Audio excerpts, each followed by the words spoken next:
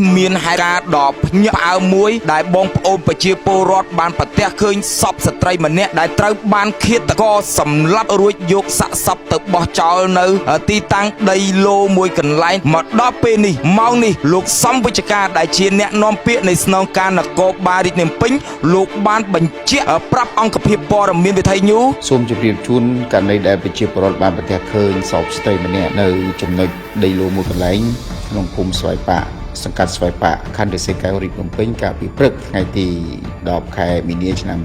2025ក្រោយពេលដែលទទួលព័ត៌មាននោះហើយសមត្ថកិច្ចជំនាញក៏ដូចជាក្រុមគ្រូពេទ្យបានចុះមកធ្វើការស្រាវជ្រាវនិងវិសោធន៍វិច័យឃើញថាស្ត្រីរងគ្រោះបានស្លាប់ដោយអំពើឃាតកម្មស្លាប់ដោយវាយក្បាលនិងទប់ដង្ហើមករណីនេះសមត្ថកិច្ចកំពុងតែធ្វើការស្រាវជ្រាវស៊ើបអង្កេតដើម្បីស្វែងរកជនសង្ស័យជាឃាតករយកមកអនុវត្តតាមផ្លូវច្បាប់ស្ត្រីរងគ្រោះគឺជាជនជាតិខ្មែរដែលសូមជម្រាបជូននេះបាទគឺជាករណីឃាតកម្មដ៏សាហាវដែលឃាតករបានយកនៅរបស់រឹងវាយសំពងក្បាលទៅលើស្ត្រីរងគ្រោះបណ្ដាលឲ្យស្លាប់រួចក៏យកដៃខ្ទប់ដង្ហើមបណ្ដាលឲ្យស្ត្រីរងគ្រោះស្លាប់រួចក៏ដឹកយកសាកសពទៅបោះចោលនៅចំណុចទីតាំងដីវាលមួយកន្លែងដែលស្ថិតនៅក្នុងទឹកដីសកាត់ស្វាយប៉ាខណ្ឌរិស័យកែវឥឡូវនេះសពរបស់ស្ត្រីរងគ្រោះត្រូវបានសមត្ថកិច្ចយកមកតម្កល់ទុកនៅក្នុងទីតាំងជាបណដ្ឋានដែលជាទីតាំងតម្កល់សាកសពក្នុងវត្តស្ទឹងមានជ័យដើម្បីរងចាំសាច់ញាតិនិងក្រុមគ្រួសារអាហារបំពន់ស៊ីបែប៉ារីជាប្រភេទអាហារបំពន់ដែលផលិតនៅប្រទេសបារាំងមានប្រសិទ្ធភាពខ្ពស់ក្នុងការដោះស្រាយបញ្ហាសុខភាពទាំងអ្នកមានសុខភាពទ្រុឌទ្រោមនិងអ្នកមានសុខភាពរឹងមាំក៏អាចពិសាបានព្រោះអាហារបំពន់ស៊ីបែប៉ារីមានសមត្ថភាពខ្ពស់ក្នុងការការពារការកើតជំងឺមហារីកកាត់បន្ថយដុំគីរដូវមកមិនទៀងបញ្ហារោគស្ត្រីការពារការកើតជំងឺទឹកនោមផ្អែមដោះស្រាយបញ្ហាក្រពះពោះវៀនអស់កម្លាំងលហិតលហៃវិលមុខកោសខ្យល់ញឹកញាប់គិតច្រើនគេងមិនលក់ឈឺសន្លាក់លើឈាមលើជាតិខ្លាញ់អាស៊ីតឬដងបាតនោមញឹកមេរោគក្នុងថ្លើមនិងអាចជួយសម្រួលបញ្ហាផ្សេងៗជាច្រើនទៀតទំនាក់ទំនងទិញតាមរយៈ Facebook Page ឬលេខទូរស័ព្ទខាងក្រោម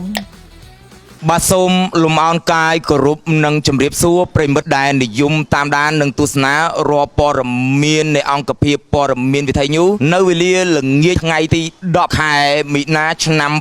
2025នេះកាលពីព្រឹកមិញនេះមានហេតុការណ៍ដ៏ភ្ញាក់ផ្អើលមួយដែលបងប្អូនប្រជាពលរដ្ឋបានប្រទះឃើញសពស្ត្រីម្នាក់ដែលត្រូវបានឃាតករសម្លាប់រួចយកសាកសពទៅបោះចោលនៅទីតាំងដីឡូមួយកន្លែងដែលស្ថិតនៅក្នុងភូមិស្វាយប៉ាសកាត់ស្វាយប៉ាខណ្ឌរិស័យកែវហេតុការណ៍នេះបង្កមានការភ្ញាក់ផ្អើលយ៉ាងខ្លាំងដល់កម្លាំងសមត្ថកិច្ចជំនាញគ្រប់ជាន់ថ្នាក់លោកបានចុះទៅដល់ទីតាំងកន្លែងកើតហេតុធ្វើការត្រួតពិនិត្យនៅសាកសពរបស់ស្ត្រីរងគ្រោះនិងធ្វើកសោវិច័យផងដែរមកដល់ពេលនេះម៉ោងនេះលោកសំវិជ្ជការដែលជាអ្នកនាំពាក្យនៃស្នងការនគរបាលរាជធានីភ្នំពេញលោកបានបញ្ជាក់ប្រាប់អង្គភាពព័ត៌មានវិទ្យុសូមជម្រាបជូនករណីដែលប្រជាពលរដ្ឋបានប្រទះឃើញសពស្ត្រីម្នាក់នៅចំណុចដីឡូមួយកន្លែងក្នុងភូមិស្វាយប៉ាសង្កាត់ស្វាយប៉ាខណ្ឌរិស័យកែវរាជភ្នំពេញកាលពីព្រឹកថ្ងៃទី10ខែមីនាឆ្នាំ2025ក្រោយពេលដែលទទួលព័ត៌មាននោះហើយសមត្ថកិច្ចជំនាញក៏ដូចជាក្រុមគ្រូពេទ្យបានចុះធ្វើការស្រាវជ្រាវនិងវិសោធន៍វិច័យឃើញថាស្ត្រីរងគ្រោះបានស្លាប់ដោយអំពើឃាតកម្មស្លាប់ដោយវាយក្បាលនិងទប់ដង្ហើមករណីនេះសមត្ថកិច្ចកំពុងតែធ្វើការស្រាវជ្រាវស៊ើបអង្កេតដើម្បីស្វែងរកជនសង្ស័យជាឃាតករយកមកអនុវត្តតាមផ្លូវច្បាប់ស្ត្រីរងគ្រោះគឺជាជនជាតិខ្មែរបាទសូមជម្រាបជូនប៉ុណ្ណេះបាទជុំវិញករណី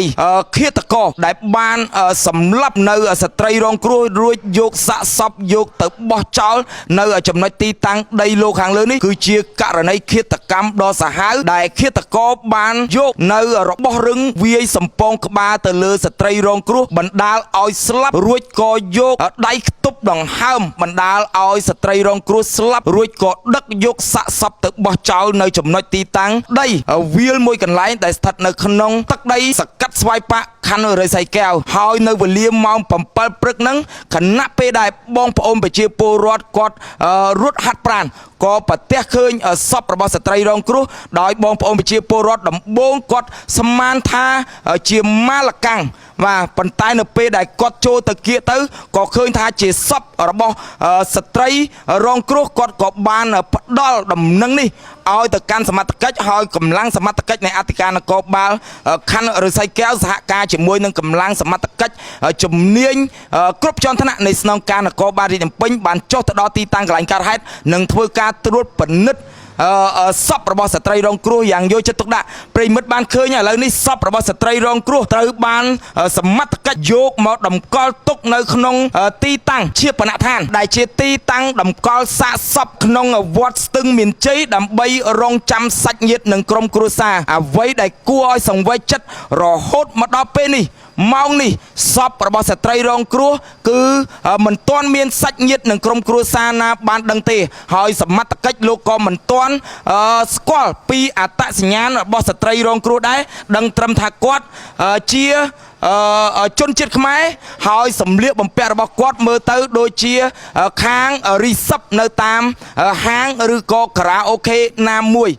ប្រិមិត្តដែលចង់ជ្រាបច្បាស់ប្រិមិត្តអាចចូលទៅក្នុងក្រុម Telegram របស់ខ្ញុំបើសិនជាមានបងប្អូនប្រជាពលរដ្ឋណាដែលគាត់បានបាត់នៅសមាជិកក៏ដូចជាសាច់ញាតិអាចធ្វើការមកមើលនៅសាកសពរបស់ស្ត្រីរងគ្រោះបានដែលកម្លាំងសមត្ថកិច្ចលោកតម្កល់ទុកនៅទីតាំងតម្កល់សាកសពក្នុងវត្តស្ទឹងមានជ័យនេះផ្ទាល់តែម្ដងបាទជុំវិញករណីនេះបាទតាមប្រភពព័ត៌មានពីបងប្អូនប្រជាពលរដ្ឋដែលតាមរយៈក្រុម Telegram ដែលគាត់បានផ្ដល់មកកាន់អង្គភាពវិទ្យុរបស់ខ្ញុំផ្ទាល់តែម្ដងគាត់ថាការពីវេលាម៉ោង 6-7 យប់ហ្នឹងគាត់ក៏ដូចជាប្រពន្ធរបស់គាត់ហ្នឹងទៅអង្គុយហូបមីឆាក៏ដូចជាគុយទាវនៅម្ដុំ Grand ភ្នំពេញហើយគាត់ក៏បានឃើញស្ត្រីរងគ្រោះហ្នឹងគាត់ហូបគុយទាវនៅក្បែរគាត់ប៉ុន្តែគណៈពេលដែលគាត់កំពុងតែអង្គុយហូបគុយទាវហ្នឹងគាត់ក៏ឃើញមនុស្សប្រុស3នាក់បាទមកចាយចង់ស្ត្រីរងគ្រោះខាងលើហើយអ្វីដែលគួរឲ្យតក់ស្លុតនៅពេលដែលគាត់បើកមើលព័ត៌មានពេលព្រឹកមកគាត់ក៏ប្រទះឃើញស្ត្រីរងគ្រោះបានស្លាប់ចឹងបានគាត់ស្នើសុំឲ្យសមត្ថកិច្ចលោកអាចធ្វើការឆែកនៅកាមេរ៉ាសុវត្ថិភាពនៅទីតាំងម្ដុំ Grand ភ្នំពេញបានប្រិមិត្តបានដើម្បីពិនិត្យមើលឬក៏សហការជាមួយនឹងបងប្រុសដែលគាត់បានឃើញបាទស្ត្រីរងគ្រោះមុនពេលដែលត្រូវបានឃាតករសម្លាប់ផងដែរប្រិមិត្តបាននេះគ្រាន់តែជាព័ត៌មានក្រៅផ្លូវការក៏ដូចជាព័ត៌មានបឋមដែលយើងទទួលបានពីប្រជាពលរដ្ឋតែប៉ុណ្ណោះហើយចំណែកឯសាកសពរបស់ស្ត្រីរងគ្រោះដែលត្រូវបានឃាតករ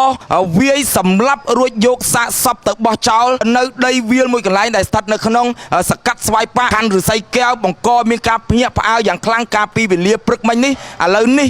ម៉ោងនេះសមត្ថកិច្ចលោកបានធ្វើការត្រួតពិនិត្យនិងធ្វើកសោវិច័យពិនិត្យមើលសាកសពរបស់ស្ត្រីរងគ្រោះរួចឃើញថានេះគឺជាអំពើឃាតកម្មដែលត្រូវបានឃាតករដៃឆៅសម្រាប់ស្ត្រីរងគ្រោះរួចយកសាកសពទៅបោះចោលឥឡូវនេះសពរបស់ស្ត្រីរងគ្រោះត្រូវបានសមត្ថកិច្ចលោកយកមកតម្កល់ទុកនៅទីតាំងកន្លែងតម្កល់សាកសពក្នុងវត្តស្ទឹងមានជ័យដើម្បីរងចាំសាច់ញាតិនិងក្រុមគ្រួសារមកទទួលយកទៅធ្វើបុណ្យតាមប្រពៃណីផងដែរហើយបើតាមលោកអ្នកនាំពាក្យនៃស្នងការនគរបាលរាជភ្នំពេញលោកបានបញ្ជាក់ឲ្យថាមកដល់ពេលនេះម៉ោងនេះកម្លាំងសមត្ថកិច្ចជំនាញគ្រប់ជាន់ថ្នាក់លោកកំពុងតែដុតដៃដុតជើងក្នុងការស្រាវជ្រាវស្វែងរកនៅជនល្មើសដែលបានសម្លាប់បាទទៅលើស្ត្រីរងគ្រោះបាទយកមកធ្វើការផ្ដន់ទាទោសតាមនីតិវិធីច្បាប់ផងដែរដូចខ្ញុំបានបញ្ជាក់អញ្ចឹងបើសិនជាមានបងប្អូនដែលបានបាត់នៅសមាជិកគ្រួសារសូមមកតំណងជាមួយនឹងសមត្ថកិច្ចដើម្បីពិនិត្យមើលនៅសាកសពបាទនៅទីតាំងតម្កល់សាកសពក្នុងវត្តស្ទឹងមានជ័យនេះបន្តតែម្ដងអរគុណបងប្អូនសម្រាប់ការទស្សនានិងការតាមដានខ្ញុំបាទសវណ្ណធីរួមជាមួយនឹងក្រុមការងារសូមអរកាយនិងសូមជម្រាបលាមានចំណុចណាលើសលួសខ្វះខាតដោយប្រការណាមួយមិនសមរម្យសូមពុកម៉ែបងប្អូនមេត្តាខន្តីអភ័យទោសឲ្យខ្ញុំទាំងអស់គ្នាផងហើយនេះក៏ជាសារមួយសម្រាប់បងប្អូននារីមួយចំនួនមេត្តាប្រុងប្រយ័ត្នឲ្យបានខ្ពស់បាទមួយរយៈនេះមានករណីឃាតកម្មដែលសម្លាប់ទៅលើនារីបាទគួរឲ្យកត់សម្គាល់ដែរអញ្ចឹងយើងសង្ឃឹមថាបងប្អូនបាទបងដែលជានារីមិនថាធ្វើដំណើរទៅទីណាទីជិតទីឆ្ងាយសូមមេត្តាប្រុងប្រយ័ត្នឲ្យបានខ្ពស់ទាំងអស់គ្នាផងដែរអរគុណបងប្អូនសម្រាប់ការទស្សនានិងការតាមដានខ្ញុំបាទសវណ្ណធីរួមជាមួយនឹងក្រុមការងារសូមអរកាយនិងសូមជម្រាបលាមានចំណុចណាលើសលួសខ្វះខាតដោយប្រការណាមួយមិនសមរម្យសូមពុកម៉ែបងប្អូនមេត្តាខន្តីអភ័យទោសហើយនេះគ្រាន់តែជាព័ត៌មានបឋមដែលយើងទទួលបានពីសមត្ថកិច្ចជំនាញដែលលោកកំពុងតែធ្វើការបានព័ត៌មានលម្អិតជំវិញ ការស្រាវជ្រាវរបស់កម្លាំងសមត្ថកិច្ច